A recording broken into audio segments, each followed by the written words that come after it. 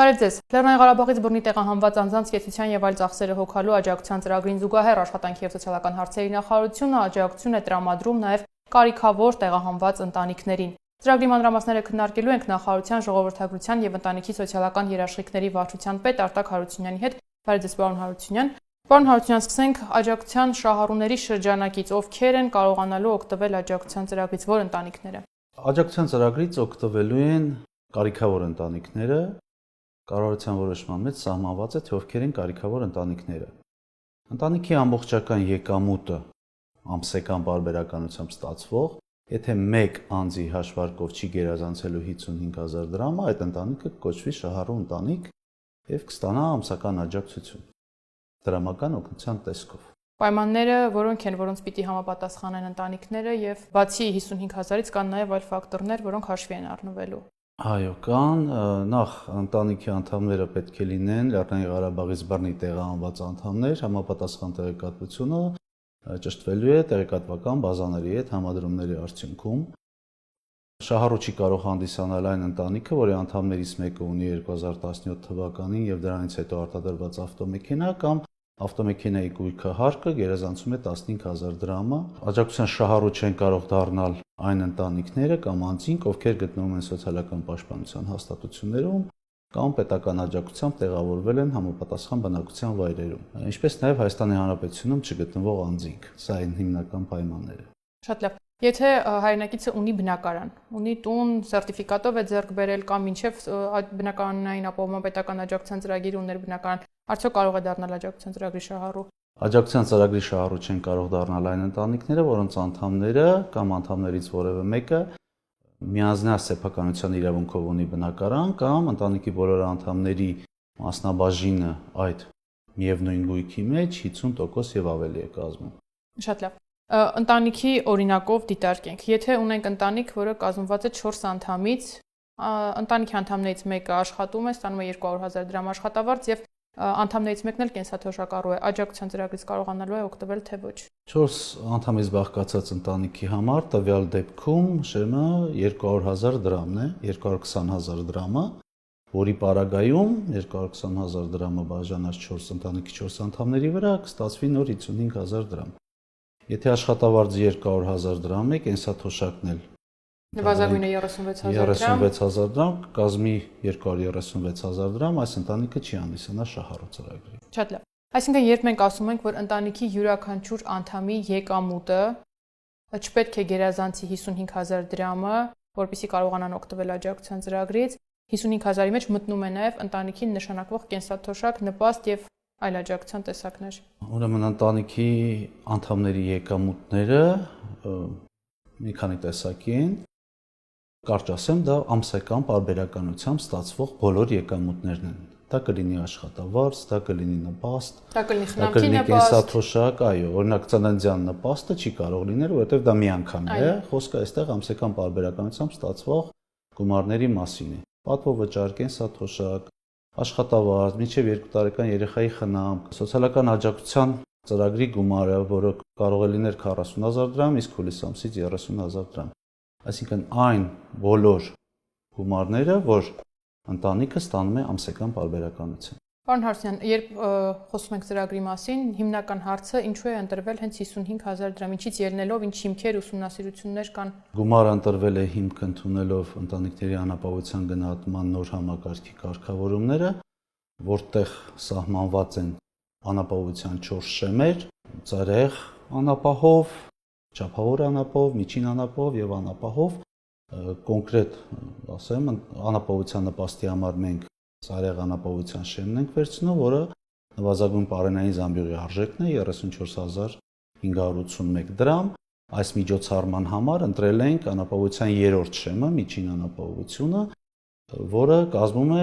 նվազագույն պարենային զամբյուղի 160%-ի չափի արժեք։ Այն միջոցառումը, որ ասում ենք 40 գումարած 10, դա շարունակվում է որոշակի փոփոխություններով, հունվարից մարտ ամիսը 50,000 դրամ, հետո հատուկ առանձին խմբերի անձանց համար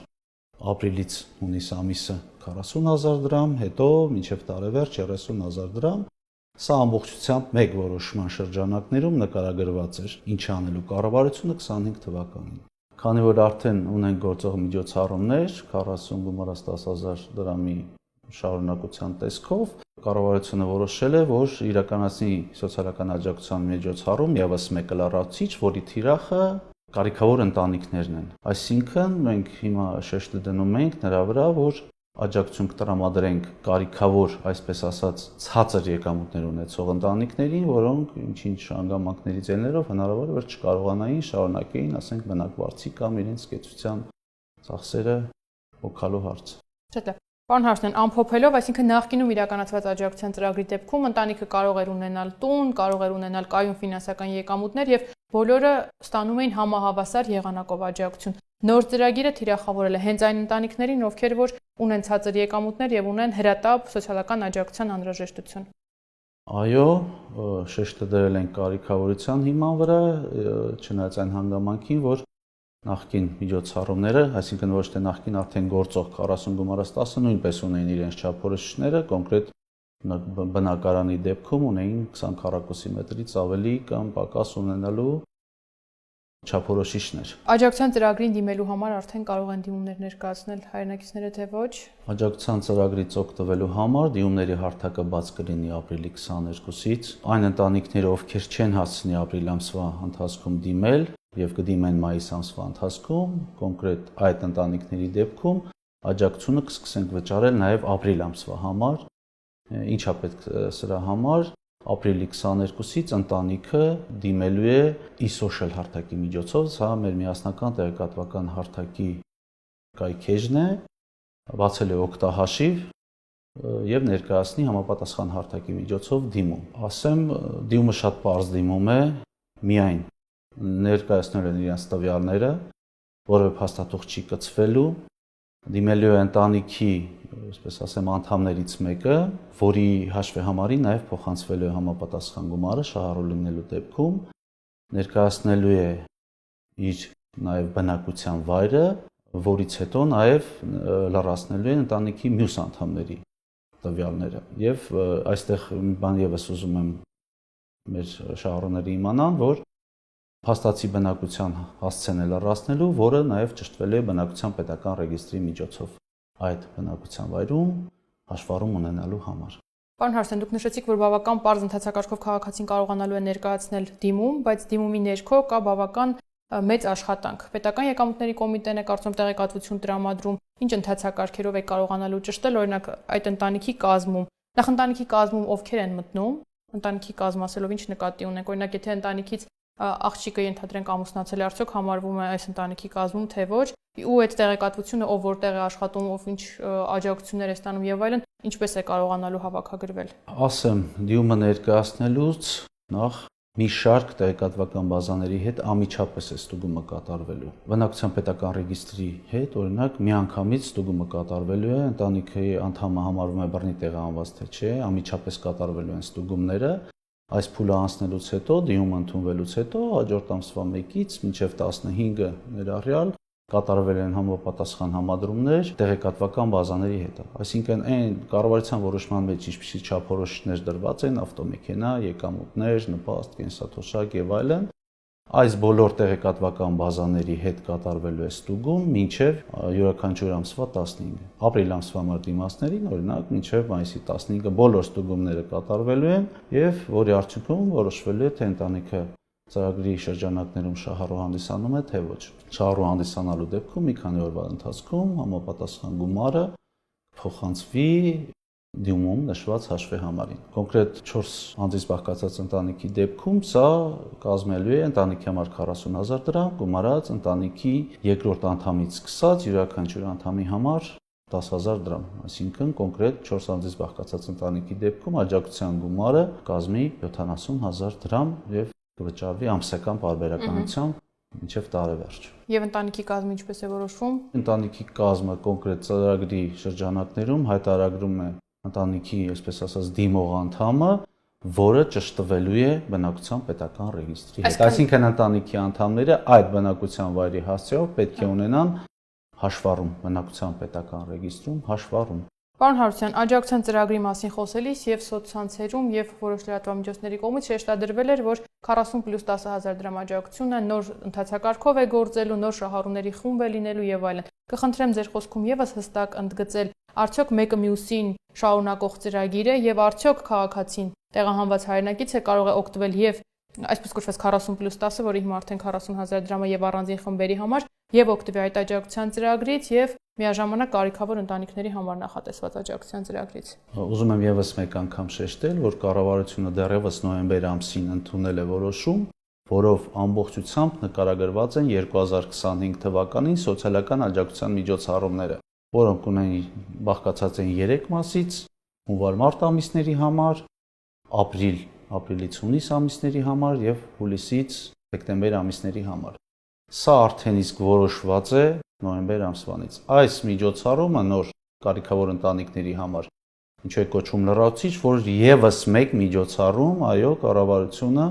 իրականացում է բռնի տեղահանված անձանց համար, որի հիմքը թիրախ, այսպես ասեմ, կարիքավոր ընտանիքներն են։ Եթե ընտանիքը, ես ներկայացրեցի, մեկ անձի հաշվարկով 55,000 դրամի չափ եկամուտ ունի ամսական, կարող է օգտվել այս միջոցառումից, այսինքն եւս մեկ անգամ ձեր հարցին հստակ պատասխանեմ, այո, ընտանիքը կարող է այս չափորոշիչներին բավարարել դեպքում օգտվել եւ գործող ծրագրից եւ այս նոր ծրագրից։ Այսինքն ընտանիքի 63 տարին լրացած անձինք 18 մինչև 18 տարեկան երեխաները 18 տարեկանից բարձր պարտադիր կրթություն ստացող անձինք, առաջին-երկրորդ խմբի հաշմանդամություն ունեցող անձինք, կերակրողին կորցրած անձինք կարող են ստանալ 40,000 դրամ աջակցությունը միաժամանակ, եթե համապատասխանում են նոր աջակցության ծրագրի պայմաններին, օգտվել նաեւ կարիքավոր ընտանիքների համար աջակցությունից։ Այո։ Շատ լավ։ Պարոն Հարությունյան, երբ խոսում ենք նշած աջակցությունից 40,000 դրամ, կխնդրեմ այս հարցին եւս անդրադառնալ, արդյոք սա եւս համարվելու է եկամուտ։ Ամսական պարբերականությամբ ստացվող ցանկացած եկամուտ դիտարկվում է եկամուտ։ Այդ թվում նաեւ 40 գումարած 10 կամ 40,000, 30,000 դրամ սոցիալական աջակցության միջոցառման համար ստացվող գումարը։ Պարոն Հարությունյան, արդյոք աջակցության ծրագիրը նախատեսված է միայն 2023 թվականին տեղահանված հայրենակիցների համար։ Աջակցությունը նախատեսված է Լեռնային Ղարաբաղից բռնի տեղահանված անձանց համար, այստեղ չկա տարբերակում 2023 թվականին, թե 2020 թվականից հետո։ Տեսեք 40 գումարած 10 ծրագրի դեպքում շահառու հանդիսանում էին այն անձինք, ովքեր ում տվյալները կային 100,000 դրամ միանվագ աջակցություն ստացող անձանց ցուցակներում կամ օպերատիվ շտաբի։ Այստեղ եւս մեկ ցուցակ ավելացել է միգրացիա եւ քաղաքացիական ծառայության ցուցակները, այսինքն ընտանիքի տվյալ անդամի տվյալները միանգամից ստուգվելու են այդ 3 տեղեկատվական շտեմարաններում առկա տվյալների հետ։ Պարոն Հարությունյան, վերջում եւս մեկ անգամ կխնդրեմ հիշեցնեք երբանից ու ինչ ընթացակարգով ենք ընդունելու դիմումները եւ ամփոփենք։ Դիմումները ընդունելու ենք ապրիլի 22-ից, դիմումները on-line են օգտահաշիվ բացելու միջոցով, մեր շահառուները եթե կունենան խնդիրներ, ցանկացած պահի կարող են դիմել միասնական սոցիալական ծառայության ցանկացած տարածքային կենտրոն բարձրաբանումներ ստանալու համար։ Շնորհակալություն։ Իսկ մենք այսքանն ենք նախատեսել այսօրվա համար, կհանդիպենք հաջողություն։